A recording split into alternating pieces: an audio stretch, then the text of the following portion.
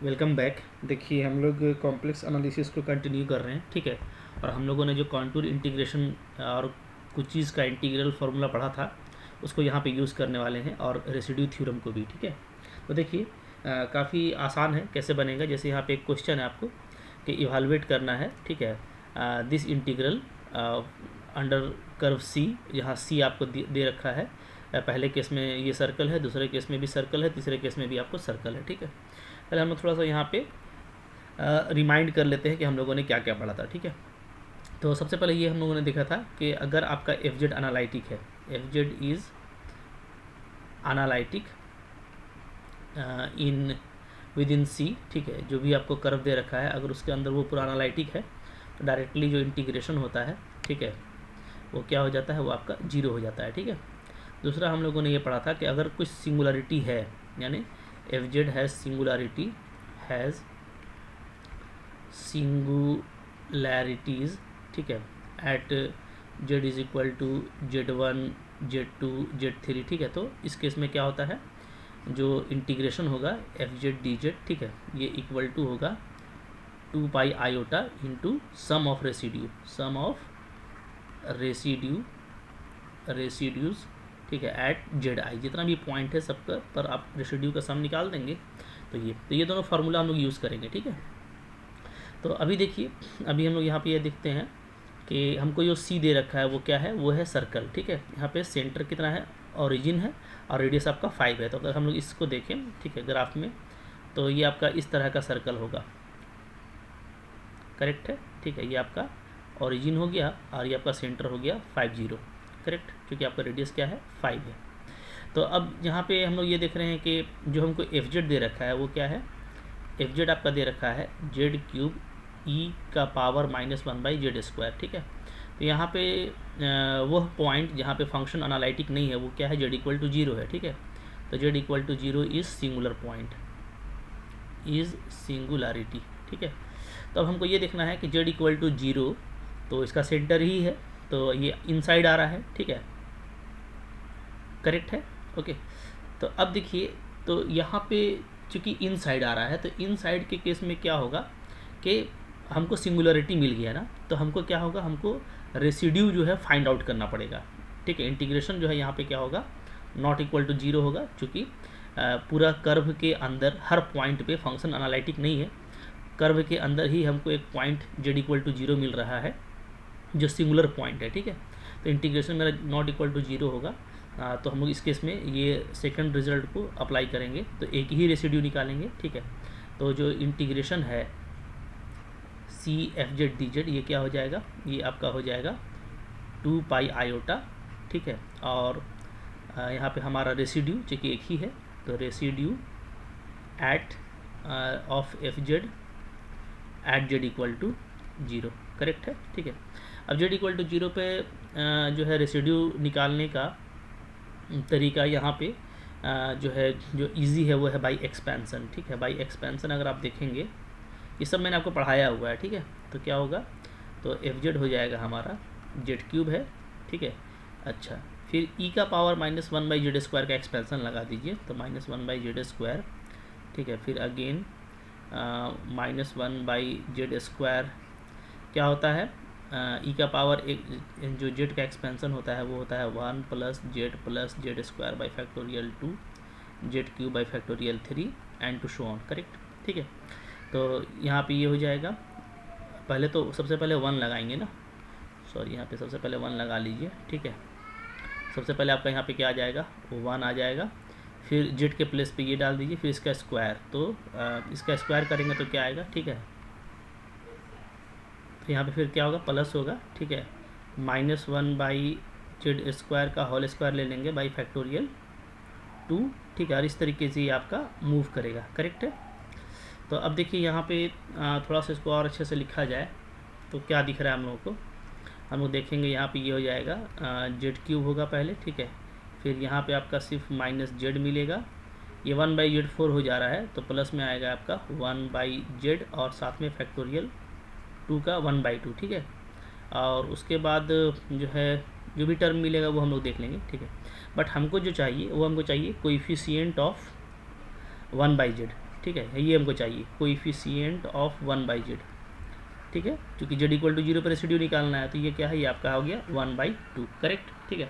अब 1/2 आ गया, तो यानी जो आंसर आपका आएगा इंटीग्रेशन का इस फॉर्मूला से, तो आपका आंसर आ जाएगा fz dz integration is equal to 2 iota into residue, तो रेसिड्यू आपका 1/2 है, तो इसका आंसर आपका आ गया पाई आयोटा, करेक्ट है। इस तरीके से आपको जो है बहुत सोच समझ कर काम करना है। तो पहले वाले का आंसर क्या आ रहा है, पहले वाले का आंसर आ गया आपका पाई इंटू आयोटा, ठीक है। अच्छा, अब दूसरा वाला देखते हैं, सेकंड क्वेश्चन, ठीक है। देखिए जो दूसरा क्वेश्चन है उसमें भी सर्कल है जिसका सेंटर आपका आयोटा है, यानी माइनस आयोटा होगा और रेडियस 2, ठीक है। तो इसको अब हम लोग अगर देखें तो माइनस आयोटा आपका यहाँ पे हो गया और रेडियस 2, ठीक है। तो ये सर्कल आपको इस तरीके से मिलेगा, इस तरीके से आपको जो यहाँ पे सर्कल मिल जाएगा, ठीक है। ये आपका हो गया माइनस आयोटा और ये हो गया हमारा रेडियस 2, ठीक है। तो ये जो पॉइंट है, ये मेरा पॉइंट क्या हो जाएगा, ये मेरा हो जाएगा 1 और 0। तो डेफिनेटली जो मेरा सिंगुलरिटी है फंक्शन का z इक्वल टू 0 वो विद इन द सर्कल आ रहा है, ठीक है। तो इसका मतलब है कि जो इंटीग्रेशन है वो डायरेक्ट 0 नहीं होगा, क्योंकि सर्कल के अंदर हर जगह फंक्शन एनालिटिक नहीं है, ठीक है।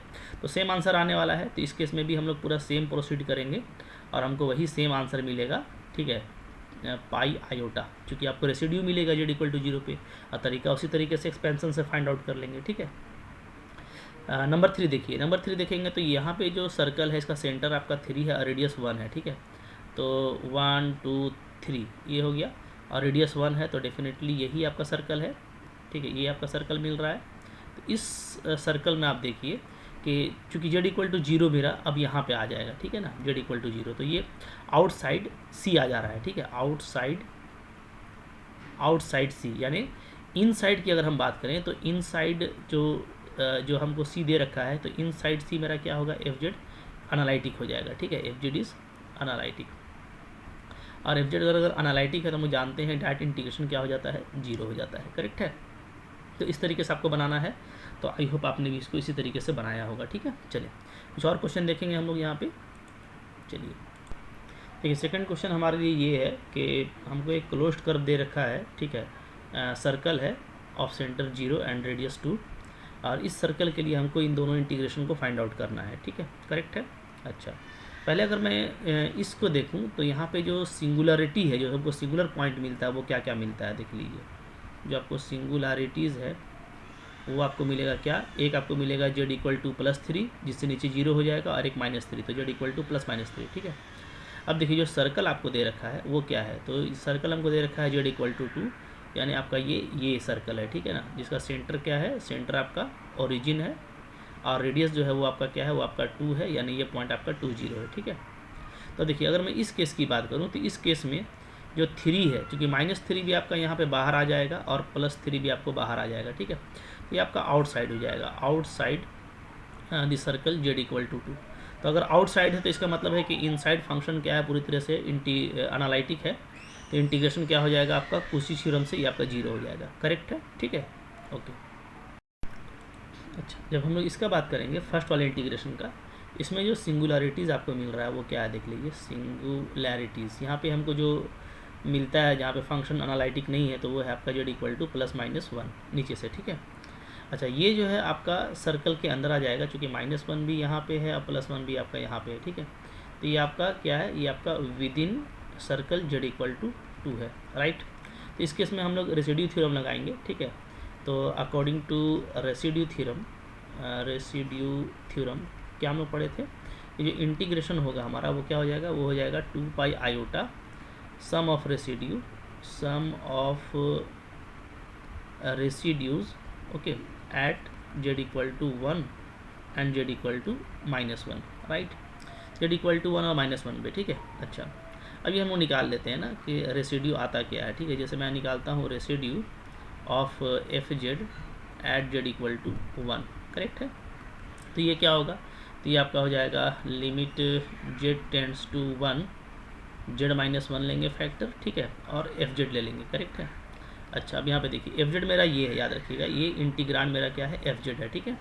So it is limit z tends to 1, z-1 F Z आपका आ जाएगा Z E Z by Z square minus one, right.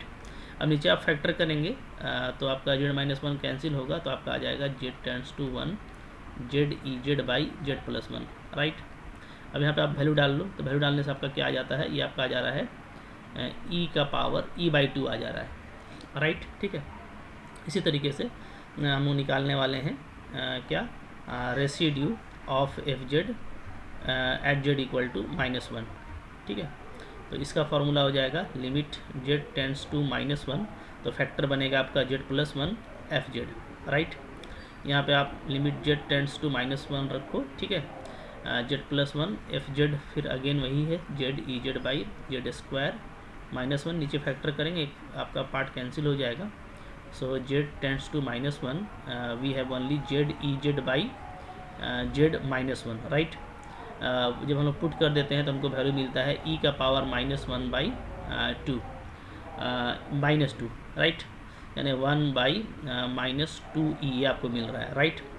अच्छा, अभी आपका आ गया, तो आपको अब जैसे ये मेरे को इंटीग्रेशन निकालना था, तो two pi iota sum of this, तो two pi iota sum of residue क्या हो जाएगा, एक मेरा आया है ई बाई टू और एक मेरा आया है,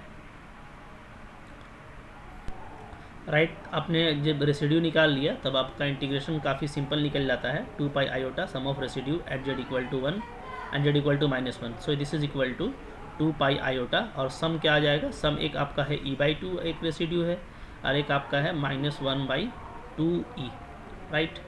तो ये आपका आंसर हो गया, इसी को आप आंसर लिख सकते हो, ठीक है। बाकी ऑप्शन जो रहेगा उससे आप थोड़ा इसको आगे पीछे कैलकुलेट कर लेना।